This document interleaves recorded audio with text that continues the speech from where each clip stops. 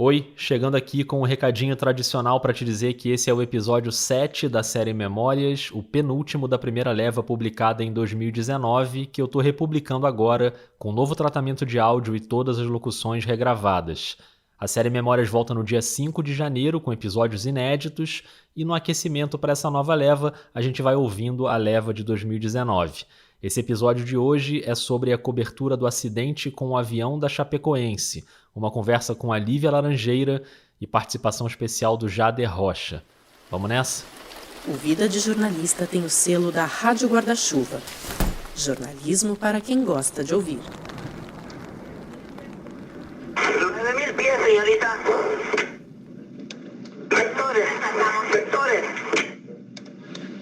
Está a 8.2 millas de la pista. Jesús. ¿Qué altitud tiene ahora?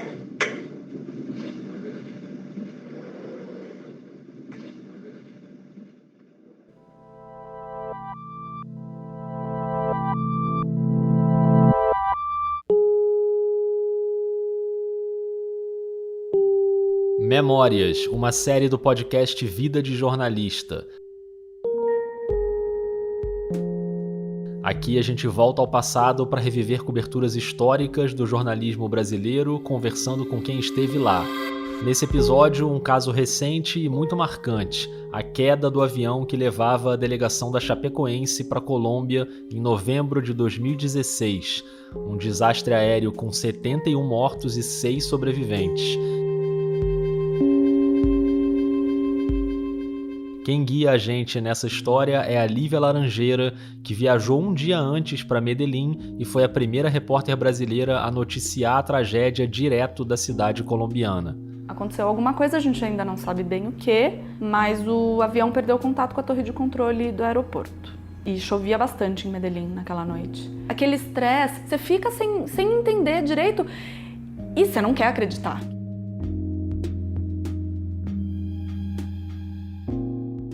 Você sabe que essa é uma série sobre memórias e eu tenho certeza que a sua memória ainda está bem arejada em relação ao tema desse episódio. Eu sei disso porque assim que eu anunciei o episódio no Twitter, a reação das pessoas foi na linha "Você vai me fazer chorar de novo". E eu acho possível que isso aconteça, eu mesmo tenho uma relação pessoal forte com essa tragédia, eu perdi um grande amigo, perdi também um colega querido que trabalhava em outro estado, mas na equipe que eu ajudava a coordenar na época, então pode ser que em um ou outro momento esse episódio tenha um tom um pouco mais pessoal do que você está acostumado a ouvir na série Memórias. Tem a ver com um assunto que a gente já debateu várias vezes aqui no podcast, que é o envolvimento do jornalista com a pauta, com a cobertura. E nesse caso não dá para eu fingir que eu tô olhando de fora, imparcial, isso não existe, né? O impacto também foi muito grande para mim. Mas a intenção não é fazer ninguém chorar, então a gente vai tentar caminhar pelos bastidores dessa cobertura de olho no jornalismo. E nesse ponto a Lívia Laranjeira vai ser fundamental, porque o relato dela é bem rico e é claro que ainda tá tudo muito vivo na memória dela. Esse caso aconteceu no dia 28 de novembro de 2016, uma segunda-feira, por volta das 10 da noite no horário colombiano. Aqui no Brasil já era madrugada de terça-feira, dia 29. E só pra gente contextualizar, até aquela noite, a Chapecoense era um time de futebol em estado de graça, que vinha nas temporadas anteriores subindo de divisão no Campeonato Brasileiro, tinha se mantido na Série A para aquele ano de 2016 e, mais que isso, vivia o sonho de disputar um título internacional pela primeira vez, a Copa Sul-Americana. A Chape faz história e passa para a semifinal. Conseguiu uma classificação heróica para a final daquele torneio, eliminando o San Lorenzo da Argentina na semifinal, San Lorenzo que tinha sido campeão da Libertadores 2 anos antes, e a delegação estava viajando para a Colômbia para o primeiro jogo da decisão contra o Atlético Nacional. Depois da parada em Santa Cruz de la Sierra, o time catarinense pegou um voo fretado, o voo 2933 da Lamia, uma companhia pequena, fundada na Venezuela, que depois se mudou para a Bolívia. E são realmente um equipo muito luchador e eu creio que vamos a volver com buen resultado. Aqui é o goleador. El goleador, el chapecoense, el goleador jugando la primer final de la Sudamericana.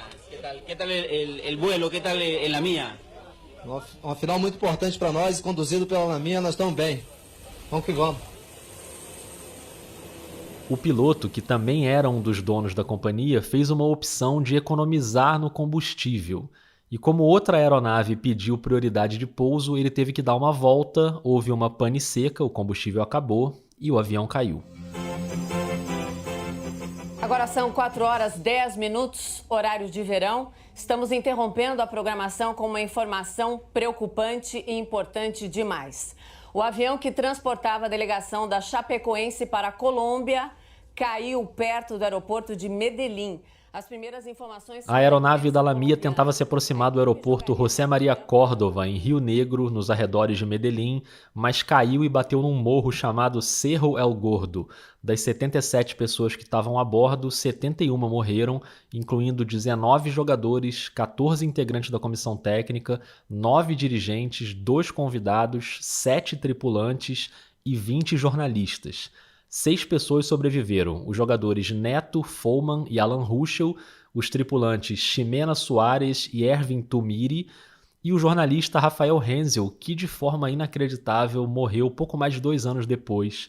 Em 2019, ele teve um infarto quando jogava bola com os amigos. Dividimos muitas transmissões, seguimos amigos. O cara sobreviveu à queda do avião da Chape e ontem, jogando bola, nos deixou aos 45 anos. Os nossos corações estão despedaçados, Rafa. Na época do acidente, eu trabalhava na redação do Globoesporte.com e participei da cobertura, não no local, mas ajudando na retaguarda no Rio de Janeiro. Várias pessoas que trabalhavam comigo viajaram, o Vicente Seda, o Leonardo Lourenço na Colômbia, a equipe que se deslocou para Chapecó com a Amanda Kestelman, o Janir Júnior, o Felipe Costa, o Davi Abramveste, o Caê Mota, que depois se mudou para Chapecó e passou um bom tempo lá. Todo o pessoal da afiliada do GE em Santa Catarina, a equipe chefiada pelo Vitor Vieira, com o Madruga, a Dani, enfim, eu estou citando esses nomes todos que fizeram a cobertura para o site, porque são pessoas com quem eu convivi por muito tempo e que também poderiam contar essa história aqui. Mas a escolha da Lívia Laranjeira foi por causa dessa peculiaridade de ela ter ido para Medellín antes do acidente. Então ela foi a primeira repórter brasileira a dar a notícia lá do local. E depois ela passou 2 semanas lá, mergulhada nessa cobertura. A Lívia já falou bastante sobre esse caso e eu agradeço muito a ela por ter sido generosa comigo de mais uma vez lembrar essa história que eu sei que não é fácil de reviver. A gente conversou em São Paulo, foi uma combinação meio na correria para aproveitar o meu último dia de uma viagem para São Paulo e ela estava voltando de uma viagem, mas deu tudo certo e eu fui até a casa dela para a gente bater um papo. Na plaquinha estava dando aqui até o 1100. Valeu, amigo, obrigado. Obrigado. Até mais. Falou, cara.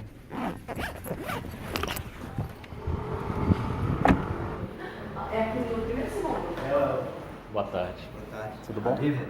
Isso, Lívia. Você é o? Rodrigo. Ela me recebeu numa tarde de segunda-feira, que inclusive era o dia do meu aniversário. Oi, Lívia. Tudo bem? Tudo bom? Bem-vindo. Tudo bom? Como Tudo você tá? bem, e você? Que bom te conhecer pessoalmente. Nossa, ótimo. Obrigado. Eu gravei esse Oi Lívia pra usar no episódio que eu sempre uso a chegada, mas já vou parar de gravar. Ai, feliz aniversário! Ah, obrigado. Desculpa! Nem eu lembro que é meu aniversário. Você sabe que não era. O relato da Lívia, na verdade, começa uma semana antes do acidente, porque ela tinha ido para Chapecó para cobrir o jogo da volta da semifinal da Sul-Americana contra o São Lourenço. Naquele momento, ela ainda não sabia que ia para Medellín. Foi essa cobertura em Santa Catarina que credenciou a Lívia para a viagem à Colômbia. E para vocês verem como as coisas funcionam no jornalismo, ela quase não foi para Chapecó. Foi muito louco, porque eu fui a terceira repórter escalada para essa viagem. A princípio, eles escalariam um repórter só para fazer a semifinal da Chapecoense contra o São Lourenço, era o segundo jogo, que era numa quarta-feira. Aí eles perceberam que no domingo anterior ia ter um jogo da Chape contra o São Paulo pelo Campeonato Brasileiro. A ideia óbvia é, a gente manda um repórter de São Paulo, esse repórter faz a transmissão no domingo e fica pro jogo contra o São Lourenço. O primeiro repórter escalado que faria o jogo contra o São Lourenço era o Caparica. E naquela época, o Caparica cobria Stock Car, só que tinha corrida naquele fim de semana anterior. Então ele não podia ir no fim de semana anterior para fazer o jogo contra o São Paulo. Aí escalaram o Crespo. Aí eu acho que o Crespo ficou doente. Eu nem me lembro exatamente o que aconteceu, mas acho que foi isso. Ele ficou doente. E aí eu fui a terceira. Então eu fui para Chapecó no sábado, eu nunca tinha ido a Chapecó, foi minha primeira viagem a Chapecó. Fiz o jogo contra o São Paulo no domingo e na segunda a gente já começou a esquentar a cobertura para o jogo contra o São Lourenço. Era um jogo de transmissão nossa, do Sport TV, não era exclusivo, mas a gente transmitia. Então a gente começou já a esquentar e assim, entrevistar ídolos do passado, ídolos do presente, era uma situação muito nova. Todo mundo que você entrevistava, as pessoas sorriam, o olho brilhava. Então, assim, a gente subia pro café da manhã, sentava na mesa do lado, batia papo. Foi até uma coisa muito especial pra mim, porque eu tava no começo, assim, da minha trajetória como repórter no Sport TV. Eu tava 2 anos como repórter em São Paulo. E aí ver que, por exemplo, o Caio Júnior já te conhece, sabe? Já te cumprimenta, já sabe quem você é. Conversar com as pessoas, reconhecer as pessoas. Eu também não conhecia o time da Chape, então... E aí a gente foi aproveitando esses momentos também para produzir as nossas reportagens e para crescer para o jogo, né? E aí teve o jogo que foi espetacular, assim, em termos de história. Quando Danilo entrou em campo, ele parecia pedir por um milagre. O 0-0 classificava a Chapecoense para uma final inédita de um torneio internacional. E aí teve o surgimento de um herói. 48-23. A gente vai terminar esse jogo, se Deus quiser, com uma grande vitória da Associação Chapecoense de Futebol. Vai partir Cauteruccio, jogou pra dentro da área, sobrou. Não! Meu Deus, Danilo! Meu Deus, Danilo! Deus, Danilo! Voltou, bateu em cima do Neto! O Danilo salva a Associação Chapecoense de Futebol! Eu não acredito! Danilo, de pé! Fez uma defesa incrível! Eu vou levantar de pé porque vai acabar o jogo! Vai acabar o jogo! Nós vamos pra final, torcedor! Nós vamos pra final! Danilo vai jogar essa bola! Olha aqui, torcedor! Olha o que tá acontecendo!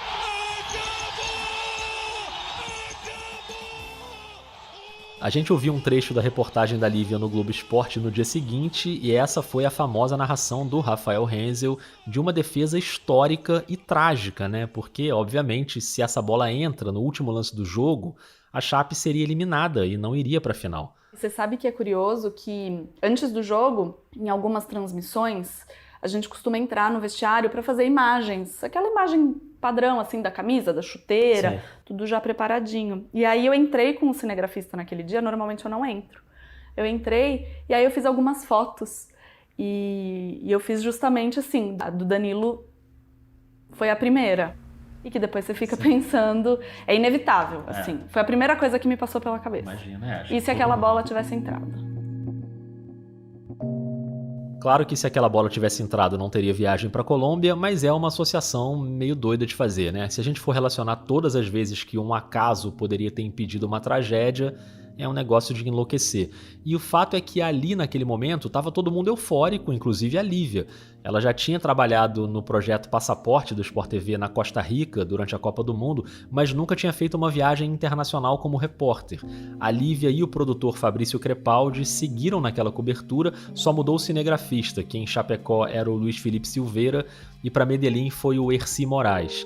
Quando ela recebeu a notícia de que faria a viagem, é claro que era só alegria, né? Eu acho que foi lá pela quinta-feira, talvez sexta, que eu soube que meu chefe me ligou e falou que a gente tinha feito um excelente trabalho naquela semana e que, em virtude disso, eles manteriam a equipe para a cobertura da final da Sul-Americana. Então, quando eu soube, eu lembro que assim, eu fiquei muito feliz, mandei mensagem para minha mãe, vou para Medellín e tal. Não dá para não pensar que essa equipe poderia estar no voo da Lamia.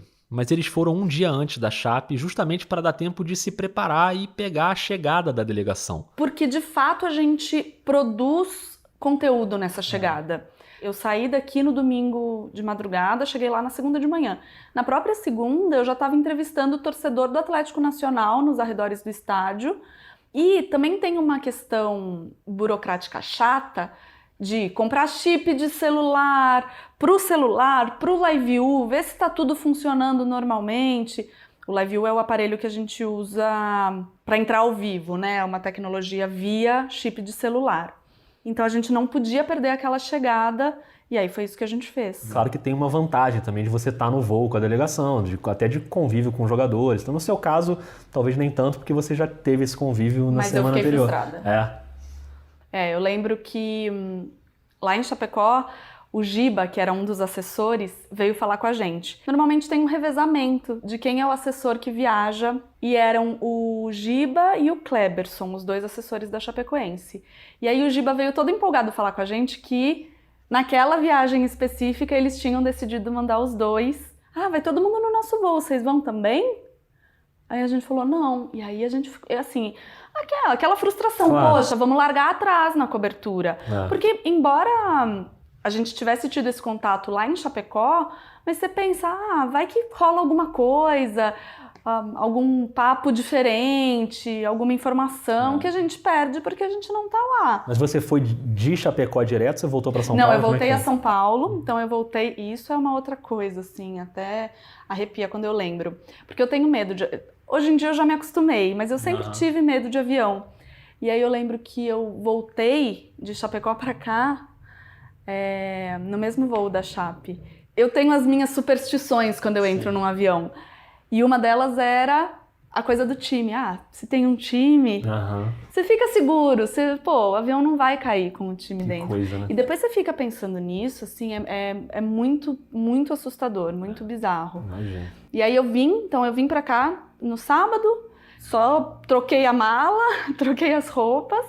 No domingo de manhã eu ainda trabalhei, voltei pra casa e embarquei à noite. A Lívia, o Crepaldi e o Erci chegam a Medellín na segunda de manhã, resolvem as questões burocráticas de check-in no hotel, comprar o chip do celular. Depois do almoço, eles vão para o estádio e fazem uma matéria com torcedores colombianos para dar um clima da cidade, para ver o que eles sabiam da Chapecoense. Alguns não sabiam qual era o time, chutaram Coritiba, chutaram umas coisas assim, e os que sabiam não conseguiam pronunciar. Chapecoense, umas coisas assim. E aí a gente gravou. Voltamos pro hotel e aí tinha a expectativa da chegada. Então o que a gente fez? Eu escrevi algumas coisas já desse VT e aí a gente saiu e foi pro hotel. E eu lembro que a gente tava com fome porque a gente não tinha jantado. Tinha um restaurante próximo, a gente falou, vamos pra lá. Ele tinha uma janela que ficava virada pra avenida. E era uma avenida grande, era caminho obrigatório para quem viesse do aeroporto. Então a gente fica de olho, se o ônibus passar a gente sai correndo. E aí nessas eu até mandei uma mensagem para o Giovanni Klein, que era o repórter da RBS de Chapecó, que estava no voo. Vocês já pousaram? Porque a gente está querendo saber quanto tempo vai levar até o hotel e tal. E aí na hora eu vi que deu um tique e pensei, bom, então eles ainda não pousaram. Quando eles pousarem eu vou ver. E aí começam a surgir as primeiras informações de que alguma coisa tinha acontecido. O primeiro veículo a noticiar na Colômbia foi a Rádio Caracol. Eles entraram com um boletim no ar às 11h35 da noite no horário local, e eu particularmente não lembro de ter ouvido esse áudio na época reproduzido em algum lugar, mas pesquisando para fazer esse episódio eu fui fuçar no site da rádio e lá nas pesquisas de material antigo eu achei esse boletim. Eu vou tocar ele aqui para a gente ouvir e repara como a primeira informação é só de uma emergência com um avião procedente da Bolívia. E depois a segunda pessoa faz a associação de que naquela noite um dos voos da Bolívia era esse voo com a delegação da Chapecoense. Mas naquele momento nada confirmado ainda. Claro que o áudio é em espanhol, mas eu acho que dá pra gente entender. Vamos ouvir. Noticia en Caracol Radio. 11 de la noche, 35 minutos en Caracol, y mucha atención que a esta hora el aeropuerto José María Córdoba de Medellín está reportando una emergencia que ha ocurrido con una aeronave procedente de Bolivia. Se adelantan las investigaciones de lo ocurrido. Vamos de inmediato a Medellín con nuestro periodista Sebastián Estrada. ¿Qué detalles se conocen? Sebastián, buenas noches. Hola, Carlos, buenas noches. Pues hace pocos minutos la cuenta de Twitter del aeropuerto José María Córdoba confirmó, abro comillas, atentos, a esta hora se presenta una emergencia con una aeronave procedente de Bolivia. 11 de la noche, 36 minutos en Caracol Radio. Vamos de inmediato con Diego Rueda, director de El Alargue, porque también pues la gente estaba muy preocupada por el tema del vuelo de algunos jugadores que estaban próximos a llegar a la ciudad de Medellín. ¿Qué tal, Diego? Lo escuchamos. Sí, Carlos, con las buenas noches a todos los oyentes de Caracol. Pues hay gran temor, no solamente en la desaparición del avión, sino que en uno de los vuelos que hacía escala hoy en Bolivia, debería llegar a Medellín sobre las 9:30 de la noche el avión que traía a los jugadores de Chapecoense, que es el rival de Atlético Nacional este miércoles en la final de la Copa Suramericana. El vuelo estaba previsto que debía aterrizar sobre las 9:30 de la noche. Estamos buscando por los lados de Brasil porque realmente hay una seria preocupación. E neste momento, pues, a Caracol também colocou essa informação no Twitter, e aí tem umas coisas que acontecem numa combinação de acasos no jornalismo, que eu lembro que a primeira pessoa da redação do Globoesporte.com a saber da notícia foi o Bernardo Pombo, um repórter que trabalhava até comigo na mesma equipe na época. Ele estava em casa de madrugada, acordou para ir no banheiro, pegou o celular para dar uma olhada e, por coincidência, ele tinha acabado de ver aquela série sobre o Pablo Escobar, não Narcos, né? A série colombiana, Pablo Escobar, o Patrão do Mal, que é uma série de TV da Caracol. E o Pombo estava obcecado ali com aquela série e por isso ele tinha passado a seguir várias contas de Twitter da imprensa colombiana. Então ele viu essa postagem, imediatamente já acionou a chefia do site e se mandou para a redação. Enquanto isso, lá em Medellín, a Lívia estava no hotel esperando a chegada do ônibus, só que tinha um brasileiro lá, chamado Rodrigo, de uma empresa que cuidava dos traslados terrestres da Chapecoense. E um sócio dessa empresa estava no aeroporto e informou para ele. E aí foi ele que nos chamou, uma primeira informação assim, olha, aconteceu alguma coisa, a gente ainda não sabe bem o que, mas o avião perdeu contato com a torre de controle do aeroporto. Aí ele perguntou pra gente se a gente estava de carro, a gente não estava. Aí ele falou, então a minha sugestão é que vocês peguem um táxi e vão pro aeroporto, é isso que eu vou fazer, eu vou pro aeroporto. E aí no caminho eu fui trocando mensagem com ele e tentando falar com o Brasil, porque era de madrugada no Brasil. Isso, né? Então a gente não conseguia falar com o Brasil, aquele estresse, e aí ele nos alertou, olha, aqui não tem nada, parece que tem muitos sobreviventes, muitas vítimas, e essas vítimas vão ser levadas para os hospitais da região. Então eu tô indo para um hospital. Aí a gente nem parou no aeroporto, a gente deu a volta e foi pro primeiro hospital. Eu faço o primeiro vivo desse hospital que é gigante, é um hospital super de referência ali na região. Só que, justamente por ser um hospital super de referência, nosso acesso era super restrito, mas tudo bem, conseguimos pontuar um primeiro vivo, e aí foi apenas isso que eu fiz nesse hospital. Eu vi que lá a gente não ia conseguir muita coisa, e aí nos disseram, alguém da imprensa colombiana nos disse que tinha uma clínica pequenininha e que era mais perto do local exato do acidente. E aí a gente foi para lá, e aí foi lá, assim, a imagem que todo mundo viu, os vivos que todo mundo viu são de lá, da Clínica San Juan de Dios. Vamos então agora ao vivo com a repórter Lívia Laranjeira. Ela está ao vivo no Hospital San Juan de Dios. Lívia, qual é a situação de momento por aí? Já há movimentação de feridos chegando a esse hospital? Boa noite. Boa noite, Saraiva. Boa noite a todos ligados com a gente no Sport TV. Como você disse, o Hospital San Juan de Dios, aqui em La Serra, a cerca de 45 quilômetros de Medellín. A gente primeiro esteve no Hospital San Vicente e agora nos dirigimos aqui ao La Serra. Por enquanto, nenhuma movimentação de chegada de feridos. Há muitas informações desencontradas, né, Saraiva? Alguns sites noticiam que alguns feridos já teriam chegado aqui ao Hospital San Juan de Dios, mas não chegaram ainda. A movimentação, por enquanto, é só da imprensa e da equipe médica após esperando a chegada desses feridos. A situação nesse momento aqui... Bom, com esse bombardeio de informações, tendo que entrar ao vivo em vários telejornais e com uma apuração difícil, porque os jornalistas não estavam no local do acidente, a gente fica curioso para saber como se consegue informação nesse cenário. Uma das fontes da Lívia era o Rodrigo, aquele funcionário da logística que estava no hotel. Porque ele tinha acesso à delegação e enfim, às informações da delegação. E aí a gente nessa outra clínica, a gente conseguia conversar com os médicos. O diretor da clínica ficou, lógico, trabalhando loucamente, mas quando ele conseguia, ele saía para nos atualizar do que estava acontecendo. Mas, assim, a nossa apuração foi muito com o motorista da ambulância que chegava, porque a gente não tinha ninguém no local do acidente, a gente não sabia qual era a cena. Então, a gente ia conversar com o motorista da ambulância. Como é que tá lá? O que tem? Não, tem muita gente, mas é muito difícil de chegar, porque a gente cogitou, será que a gente vai para lá? não, é muito difícil de chegar, não tem como. Os carros normais atolavam no caminho, tinha que ser 4x4, porque além de tudo tinha a chuva que atrapalhava tudo, era uma mata fechada, eles tiveram que abrir a mata. Por favor, necessitamos ajuda! Alguém, por favor! Silêncio! Silêncio! Silêncio! Para mim era muito desesperador a identificação. Quem é que tá chegando? Quem é que já foi resgatado? Porque você morre de medo de dar uma informação errada, eu morria, lógico, pelo menos.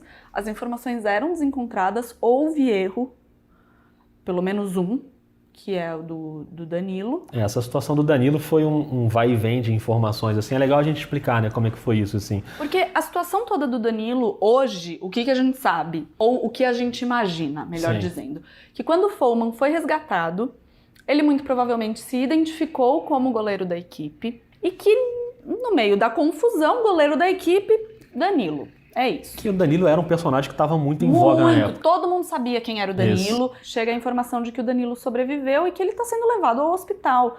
E aí, a minha apuração foi com o diretor da clínica onde eu estava.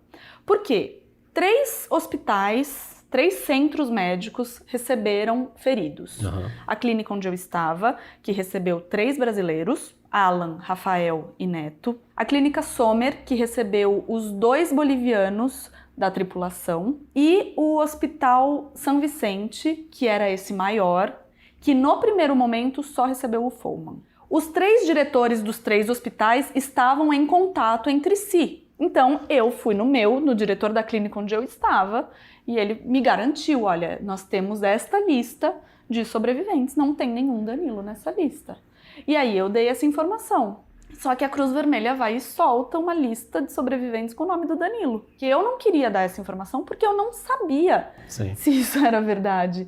Aliás, a informação que eu tinha da minha fonte, que até então eu tinha todo motivo para confiar, era de que não, de que eram 6 sobreviventes e esses 6 nomes, ponto final.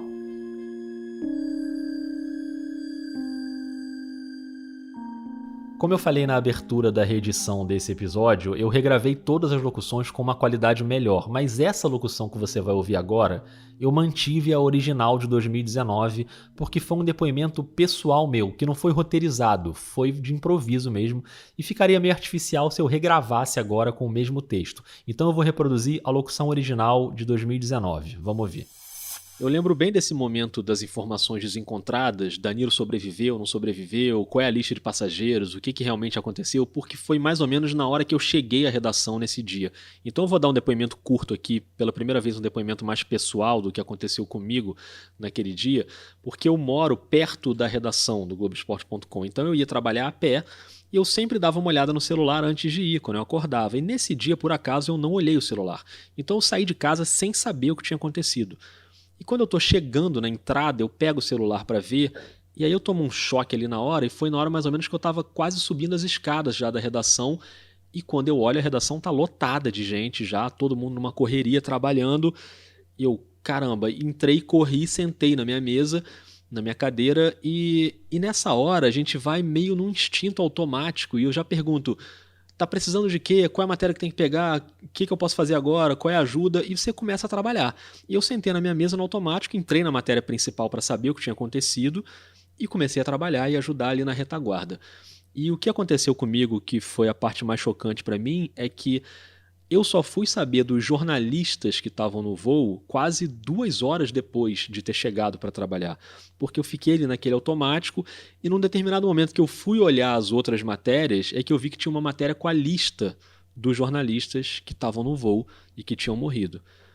E aí eu comecei a ler essa lista e eu lembro claramente desse momento. Nome por nome, eu lembro que o primeiro nome que eu vi na lista foi o do Vitorino Sherman, e até que eu vi o nome do Guilherme Marques, que tinha trabalhado comigo, tinha sido estagiário da minha equipe no começo da carreira dele no Globoesporte.com e era um grande amigo meu e de toda a redação ali do Globoesporte.com, todo mundo conhecia muito, gostava muito dele. E ali, quando eu virei para trás, e eu pergunto, se não me engano, para o Daniel Lessa, que estava atrás de mim, que era o coordenador naquele momento ali daquela cobertura na retaguarda, um dos gerentes do site, e eu falo, cara, ele estava na lista, ele estava no avião, E aí ele fala, pô, você não tinha visto ainda? E ali me deu o primeiro baque.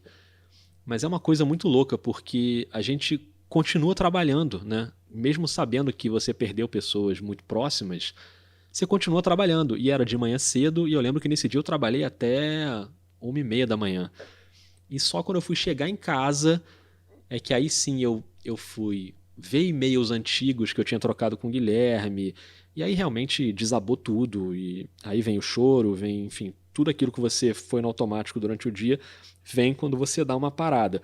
Então eu fico imaginando, e fiquei imaginando nessa conversa com a Lívia, se pra gente que estava no Rio de Janeiro, longe do cenário da ação, já foi tão difícil, né?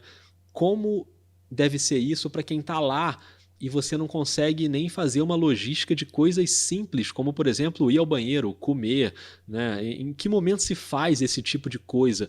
Então fiquei também curioso para saber como a Lívia conseguiu lidar com essas questões. Não vou nem falar dormir, porque dormir ela só foi dormir muito depois, mas eu queria que ela explicasse para a gente como ela conseguiu, por exemplo, em algum momento comer alguma coisa ou processar a informação enquanto ela estava indo ali no trabalho automático. Eu só fui comer à noite, assim. Mas eu não sentia fome. Eu lembro que a Lília Telles chegou, porque daí a Globo mobilizou toda uma equipe. E eu lembro que, eventualmente, a Lília me ofereceu um salgado, já à noite. No Brasil já era à noite, lá devia ser fim de tarde. E eu dei uma mordida e me embrulhou o estômago, sabe? Não conseguia. Estava de estômago vazio completamente. E é louco, Rodrigo, porque muita gente fala assim pra mim, eu não conseguiria, se fosse comigo eu não conseguiria. Mas se alguém me perguntasse, eu também diria que eu não conseguiria. Eu não sei como eu fiquei em pé naquela noite. Eu passei frio, porque eu tinha saído pra fazer uma entrevistinha que ia durar meia hora. Eu saí de manga comprida, mas eu saí sem casaco. Eu passei frio, meu celular, eu tava sem carregador, então teve uma hora que a gente começou a compartilhar carregador, toda a imprensa que tava ali. Não comi, não dormi, porque eu fui direto pra lá, então passei a madrugada inteira. Eu tomei café, isso sim, tomei muito café. Esse é mais um momento para a gente fazer juntos aquele exercício que a gente sempre faz aqui na série Memórias, de tentar se imaginar dentro da situação. É óbvio que a pior situação, de maneira geral, não era dos jornalistas, né? Era dos parentes, de quem perdeu o filho, quem perdeu pai, marido, irmão, enfim. Mas como a gente está aqui falando de jornalismo, imagina também como não deve ser fácil trabalhar nessas condições. E tem até uma outra história, porque o Sport TV mandou um narrador e um comentarista para fazer o jogo, o Júlio Oliveira e o Rafael Rezende, e ouve só essa história que a Lívia conta. Eu lembro até que o Rafa Rezende me mandou uma mensagem de noite, assim, Lívia, tô dentro do avião, embarcando, e acabei de ler uma notícia aqui, tipo, é real? Nossa. E eu, olha, Rafa, a gente ainda não sabe bem o que aconteceu, a notícia é real, mas a gente ainda não tem detalhes, vem tranquilo. Porque até então, a gente não sabia se podia ter sido, por exemplo, um problema meteorológico. E aí o cara embarcando para vir para o mesmo lugar. E sem poder ir apurando durante o voo, né? Você porque aí você desliga. Tanto que é isso, ele embarcou lá com as primeiras notícias no Twitter e chegou em Medellín com tudo já meio esclarecido. E aí o Rafa e o Júlio, os dois de mala, foram do aeroporto para a clínica onde eu tava. E aí os dois meio que me renderam por um tempo. Àquela altura eu tava fazendo Globo, Sport TV, eu entrei um pouco na Globo News algumas vezes, eu entrei na RBS Santa Catarina e eu entrei nas rádios do grupo. O Fabrício dividiu comigo as rádios, mas ele não podia fazer TV, porque na época ainda tinha... Hoje em dia acho que já tá mais tranquilo, mas na época assim, o produtor não aparecia no vídeo.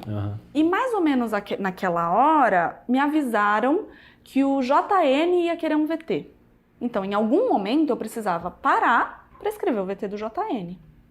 E aí o Júlio e o Rafa chegaram e assumiram um pouco os vivos. Boa tarde, Barreto, a todos que acompanham o Seleção, né? Como você disse, eu e o Rafael Rezende, durante essa madrugada, fizemos aí o voo aqui para Medellín, na Colômbia, para a transmissão da partida de amanhã e viemos direto aqui para a clínica San Juan de Dios de la Serra, né? Que é o município de la Serra, onde... E aí depois chegaram as equipes que foram mandadas por causa do acidente, né? O Júlio e o Rafa iriam de qualquer forma, mas depois chegaram as equipes que foram mandadas por causa do acidente. Então eu já citei a Lília Telles. Olha, desde a confirmação da notícia durante a madrugada, o Brasil começou a receber muitas notícias que vinham aqui da região de Medellín e muitas dessas notícias vieram da Lívia Laranjeira, que é repórter do Sport TV. Então ela já está há quase 24 horas no ar, passando informações, estava na porta do hospital. Não era isso, Lívia? Desde 1h da manhã, eu, o produtor Fabrício Crepaldi, o repórter cinematográfico Erci Moraes do Sport TV. Chegou o Ari Peixoto, o Showa, o Edgar Alencar, o Bruno Cortes, que eles mandaram de Nova York, na época ele ainda era correspondente em Nova York. E aí foi chegando todo mundo e as demandas foram mais ou menos sendo divididas. Mas mesmo assim, eu fiquei no ar até o JN. Eu ainda fiz um vivo no JN. Foi a minha última demanda do dia. Moradores da região também vêm trazer comida, água, café, ajudam como podem e com um pouco de conforto também para nós, trabalhando na cobertura dessa tragédia. Juliana, Heraldo. Obrigado, Lívia, pelas suas informações. E aí você perguntou em que hora eu fui parar? Foi nessa hora. Depois do JN, aí me dispensaram e aí eu volto pro hotel, mas é isso, assim, eu não como. Uhum. Eu fui comer no café da manhã do dia seguinte. Eu consegui tomar um banho e dormir um pouco. Eu não apaguei, mas eu estava bem cansada, então Sim. eu consegui dormir. E aí, como eu tinha sido a primeira a encerrar, então eu fui a primeira a entrar no dia seguinte. Uhum. E a clínica era distante, dava umas 2 horas de Medellín, então eu acordei tipo 3h30 da manhã, assim, pra estar no hospital umas 5h30, que eram 8h30 no Brasil, sabe assim?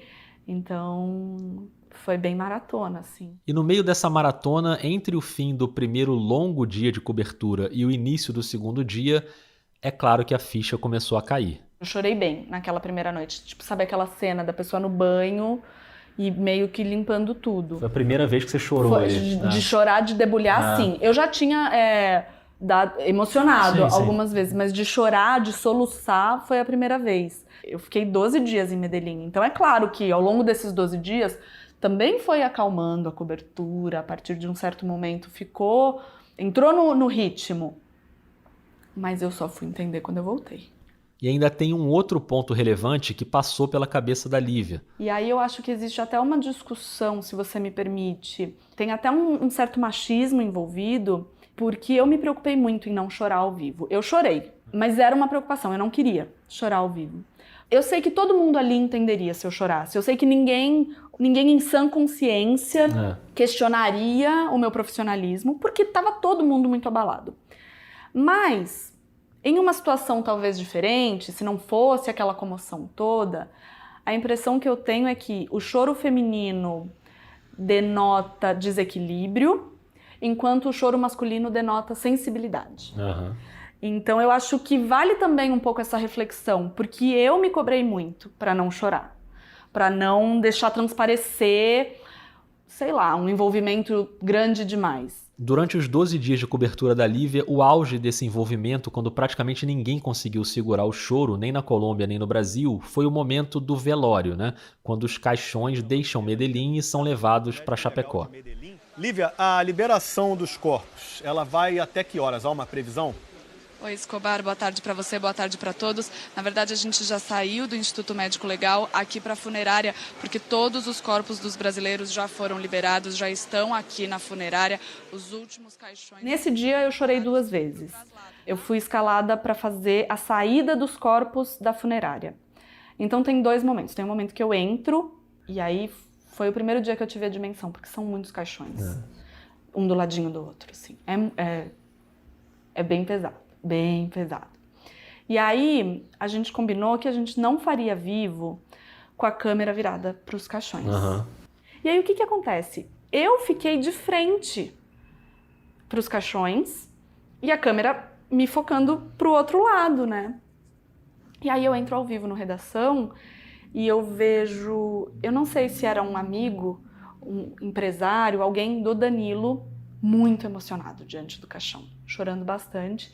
E aí aquilo me quebra, assim, naquela hora. Aí eu tava num vivo no Redação, eu peço desculpa e tal, e segue o jogo. E aí, na hora da saída do cortejo, quando os carros foram começando a sair, eles falaram pra mim, Lívia, sobe o sinal e vai mandando as imagens. Eu fiz um vivo, olha, os carros começaram a sair, falei. E aqui no Brasil, na redação, eles estão recebendo o sinal da nossa câmera. Não necessariamente passando na TV, né? Não necessariamente passando na TV. E nessa hora, eu começo a ser abordada por colombianos, também muito emocionados, estava todo mundo muito emocionado. E uma senhora, especificamente, me abraça muito e fala que a Colômbia sempre vai ser a nossa casa e que a nossa dor é a dor deles também. E ali eu desabo. Eu achei que eu estava fora do ar. Só que as pessoas que estavam recebendo esse sinal viram essas cenas e colocaram no ar. Então só depois é que eu soube que nesse momento eu também estava ao vivo. E aí, então nesses 2 momentos que eu choro no ar. Aí a gente teve um dia muito intenso na cobertura, desde a saída de Medellín, a chegada dos aviões pousando em Chapecó. O Galvão Bueno comandou essa transmissão ao vivo na Globo e se emocionou bastante. Que Deus abençoe a todos. E sejam bem-vindos de volta a casa. E no Sport TV, quem ancorou essa transmissão foi o Jader Rocha. Muitos torcedores, e reiterando, né, a nossa posição aqui dentro do gramado, nós estamos de frente para uma das arquibancadas. E muitos desses torcedores que aplaudem choram. O Jader é um amigo querido de transmissões no Sport TV, trabalhamos juntos várias vezes no basquete, é um ouvinte do Vida de Jornalista, tem um carinho muito grande pelo podcast, e eu pedi para o Jader contar um pouco pra gente como foram essas longas horas de cobertura. Enquanto ele fala, mais uma vez eu queria pedir para você que está ouvindo para tentar se imaginar, fazer esse exercício, se colocando no lugar de um profissional que também perdeu amigos e assume uma transmissão extensa, e provavelmente aquelas horas do cortejo e do velório foram as mais dolorosas de toda a cobertura.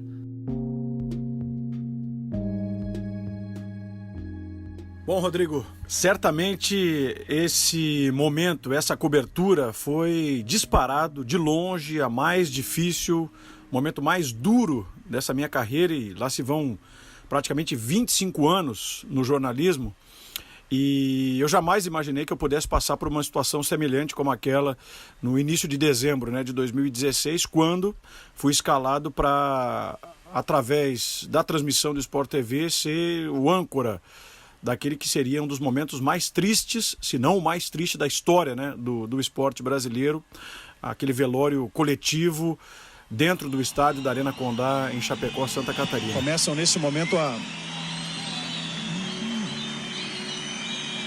serem trazidos então aqui para dentro do gramado da Arena Condá os caixões com as 50 vítimas.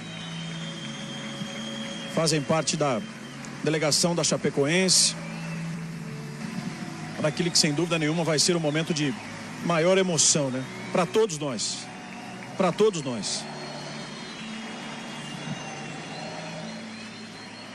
E eu confesso que não fiz uma preparação muito específica para isso não, viu, Rodrigo? Eu simplesmente imaginei e coloquei na minha cabeça que eu precisava ser o mais autêntico possível. Porque era um momento de muita dor, né? Era um momento de luto para todos nós. Afinal de contas, vidas se perderam. Muitas destas vidas ainda com uma certa ligação. Muitos amigos, né, da imprensa que nos deixaram naquele acidente, vítimas do acidente. Alguns jogadores com quem eu tive a oportunidade de conviver de perto dos tempos em que eu trabalhava no Rio Grande do Sul, né? E eles haviam passado por Grêmio, por Internacional, então eu tinha uma certa proximidade, conhecia alguns dos familiares e me coloquei no lugar deles desde o início, desde que a tragédia acabou se espalhando, né, em todo o mundo. Então, fiz com que aquilo fosse o mais autêntico possível, e eu sou um cara autêntico, eu sou um cara emotivo, eu procurei, de certa forma, traduzir, embora as imagens fossem muito fortes e mostrassem tudo aquilo que estava sendo vivenciado, né, naquele dia chuvoso lá em Chapecó, naquele sábado chuvoso, mas eu queria que aquilo que eu estava passando fosse, de fato, algo a ser testemunhado por todos e, evidentemente, com a mais pura verdade, né, com aquele sentimento de verdade. A todos nós que escolhemos, né, trabalhar com o jornalismo esportivo, você jamais vai imaginar que irá se deparar, especialmente por estar dentro de um estádio de futebol, com uma situação como essa que a gente tem visto hoje aqui. Não é fácil,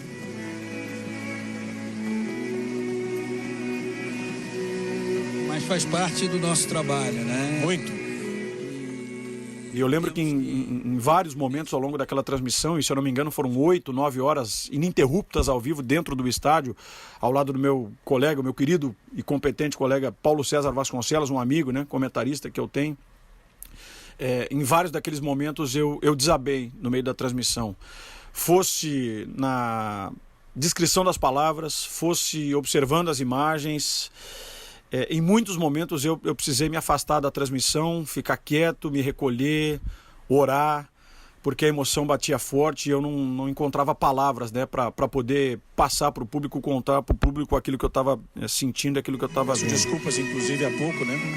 Mas chega um momento em que é difícil, né, você segurar por toda essa carga emocional, né, que a gente tem visto e sentido, acima de tudo, desde ontem aqui na cidade, com esse clima de consternação absoluta. Então peço desculpas a todos aí. Foi duro, Rodrigo, foi muito complicado, de fato muito difícil, né, de poder descrever esse sentimento, algo que eu carrego para minha carreira, algo que eu carrego para minha vida, porque foi uma lição e por vezes ainda é difícil para mim até hoje assimilar e entender tudo aquilo que aconteceu. Obrigado, Jader, por dividir com a gente essa lembrança tão intensa. Parabéns pelo trabalho naquele dia. E aqui eu vou fazer mais um depoimento pessoal sobre como foi aquele dia na redação, o dia do velório. E mais uma vez eu vou manter o depoimento original da gravação de 2019 desse episódio. Vamos ouvir. Pra gente, no Globoesporte.com, na redação, a gente tinha essa ligação muito forte com o Guilherme Marques, que foi velado na sede do Botafogo, com o Guilherme Vanderlars e o Ari Júnior, os três foram velados no Botafogo. E ao longo daquela tarde, as pessoas da redação foram se revezando. Então, saía um pequeno grupo, ia até o velório para se despedir do Guilherme, voltava para a redação para render um outro grupo que ia até o velório e assim por diante. Nesse dia eu consegui ir até lá, foi também um momento bem difícil, mas foi mais difícil ainda para mim porque tinha também o Lion Espíndola, que era o repórter do Globoesporte.com em Santa Catarina, que estava no voo. O Lion, na verdade, era o único jornalista do site, propriamente dito, porque o Guilherme tinha trabalhado no site, mas naquela época ele estava na TV já, e por causa do trabalho eu não consegui ir nem para Florianópolis, onde teve um velório na Catedral Metropolitana, e nem para Terra de Areia, no Rio Grande do Sul, a cidade onde mora a família do Lion, onde foi o enterro. E aquilo ficou me consumindo ali nas semanas seguintes, uma culpa mesmo de não ter conseguido ir. E eu finalmente consegui na missa de um mês. Eu viajei para a Terra de Areia, encontrei a mãe, o pai, os irmãos do Lion. Eles me receberam de um jeito muito generoso. Eu passei a tarde na casa deles. Eu lembro que também chovia muito naquele dia, por coincidência, né? Assim como no dia do velório em Chapecó. E nós fomos juntos para a missa. E aquilo me deu um pouco de paz, eu sou muito grato a eles. Então o episódio ainda não acabou, mas desde já eu dedico esse episódio, claro, a todo mundo que perdeu pessoas queridas naquele momento, mas especialmente a família do Lion, a Dona Rosa, o seu João Batista, o Wellington, a Kellen, pessoas que me receberam tão bem naquele momento tão difícil. Mas vamos voltar para a cobertura, porque depois daquele dia do velório, a Lívia continuou mais um tempo em Medellín. Mas essa segunda semana foi um pouco mais tranquila na rotina, né? Tinha já um cronograma de entrevista coletiva dos médicos, dava para sair um pouco para fazer reportagens fora daquela cobertura factual, mas o grosso do trabalho, claro, ainda era o acompanhamento diário dos sobreviventes. E todos os dias esperando notícias de evolução. O esporte agora abre espaço para a repórter Lívia Laranjeira. Ela está em Medellín, na Colômbia, e atualiza agora o estado de saúde dos sobreviventes da queda do avião da Lamia. Aqui em Medellín, a gente segue acompanhando o quadro clínico dos 4 brasileiros que sobreviveram ao acidente envolvendo o voo da Lamia. A última informação divulgada pelos médicos da Chapecoense e do Hospital São Vicente é de que o quadro do zagueiro Neto ainda é crítico. Eles seguem... E aí, eventualmente, a gente pede para voltar, assim, que também foi uma coisa muito legal que o chefe da cobertura sempre deixou muito claro pra gente, olha, o trabalho de vocês está cumprido. Não achem que se vocês pedirem para ir embora, vai apagar o que vocês fizeram até aqui.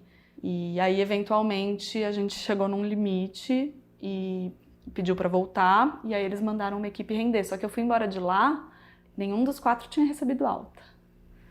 E isso foi difícil para mim, assim, porque eu achava que eu tinha que ficar lá. Enquanto eles não saíssem do hospital, eu não podia ir embora. Então foi um conflito bem grande, assim, para mim, foi bem difícil. E chegou a hora de voltar para o Brasil. Só que para voltar para o Brasil, obviamente, era preciso pegar um avião. O que para muita gente é uma coisa simples, mas imagina depois daquela cobertura. A Lívia ia pegar um voo depois de cobrir uma tragédia com um voo.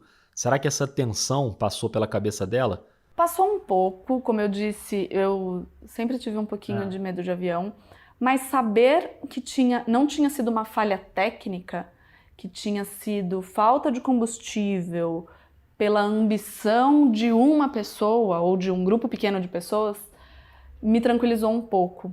Porque você fala, isso não vai acontecer num voo comercial, ou sei lá, né? Talvez até aconteça, mas isso me tranquilizou. E aí eu entrei... Eu queria muito voltar para casa. Então, essa vontade era maior. Era maior. Eu tava muito cansada. Eu queria muito ver meus pais, sabe, assim. Uhum. E aí teus pais foram te buscar no aeroporto? Meus pais foram me buscar. Até hoje eles vão sempre. Me levam, me buscam. Aquele dia foi especial. Minha mãe levou uma orquídea para mim, que existe até hoje. E também tava o Fabrício, a família dele tava lá. Eu lembro de ver a noiva dele, a mãe. E aí foram me buscar. E aí eu tive uns dias de folga, assim. Eu ia te perguntar isso. Você conseguiu dar uma descansada depois? Era fim do ano. O que facilitou, porque o campeonato já tinha acabado, não tinha aquela pauleira. E a Globo foi muito parceira, assim, nesse sentido, foi muito sensível. Ofereceu um apoio psicológico, tanto para as pessoas que estavam envolvidas na cobertura, quanto para qualquer um que talvez fosse próximo de alguém que estivesse no voo e sentisse essa necessidade. E eu tive 2 semanas de folga, tipo 12 dias de folga, já emenda na semana de folga do fim de ano, e aí eu só voltei a trabalhar em 2017. E mesmo assim foi bem difícil, porque a sensação que me dava era que nada daquilo tinha importância, treino, jogo, assim, aquilo não significava nada. E sei lá, eu queria continuar acompanhando a Chapecoense. E eles foram muito sensíveis até nisso, porque, por exemplo... eu fui fazer a Copinha, que é um tradicional torneio de futebol de base aqui em São Paulo. E todo ano a gente faz a cobertura da Copinha. Em janeiro, né? Em janeiro. E eles me colocaram para cobrir a Chape. E teve mais emoção na Copinha. O time da Chapecoense fez sua estreia em Porto Feliz, São Paulo. Foi o primeiro jogo da equipe depois do acidente aéreo. É uma honra vestir essa camiseta. Lindo que a torcida fez e a gente tem que usar isso para o lado positivo. Então, para mim era especial, porque para os meninos também era, eles dedicavam cada vitória, cada gol ao time que tinha sofrido acidente. Então, eu fui voltando aos poucos, sabe? Eu senti que foi gradativo. Aí eu fui fazer o amistoso que teve contra o Palmeiras em Chapecó, que foi o tal do jogo da amizade. Então, eu não abandonei de uma vez uma cobertura que era tão marcante para mim, né? Eu não queria largar, eu não queria abandonar. Eu fui fazer a entrevista com o Follman lá em Chapecó, depois quando o Follman veio provar a prótese aqui em São Paulo, eu fui fazer essa cobertura também. Então eu fui acompanhando mais ou menos de perto os passos que eles estavam dando. Para mim foi bem importante isso. E olhando lá para trás, para aquelas 2 semanas de cobertura intensa e doída, eu tenho que encerrar fazendo a pergunta clichê, mas aqui necessária. O que é que uma cobertura como essa deixa de lição e ajuda a gente a crescer como jornalista? Eu cresci muito em muitos aspectos, assim. A gente que cobre esporte, eu acho que a gente nunca acha que a gente vai ter uma cobertura de tragédia, né? Uma cobertura tão densa. Porque, de maneira geral, a gente lida com paixões, com alegrias. Tudo bem, vitórias e derrotas, mas de uma forma um pouco mais leve. Me mostrou que, antes de ser uma jornalista esportiva, eu sou uma jornalista. Para mim, foi muito importante ver que eu era competente também e que eu podia falar de outros assuntos também de uma forma mais palpável, sabe? Eu estou jornalista esportiva, eu adoro trabalhar com esporte, mas essa eu acho que é a principal lição que ficou para mim, que a gente tem que estar pronto para reportar o que quer que seja.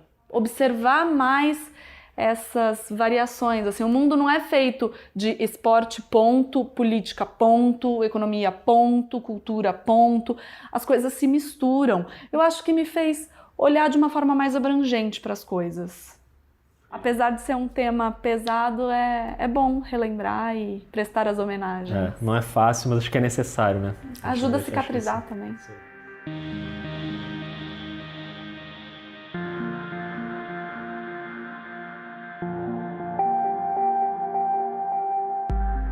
Para mim foi muito importante fazer esse episódio porque, como vocês ouviram, eu tive muito envolvido nesse caso e agradeço demais a Lívia, ao Jader e a você que ouviu até aqui.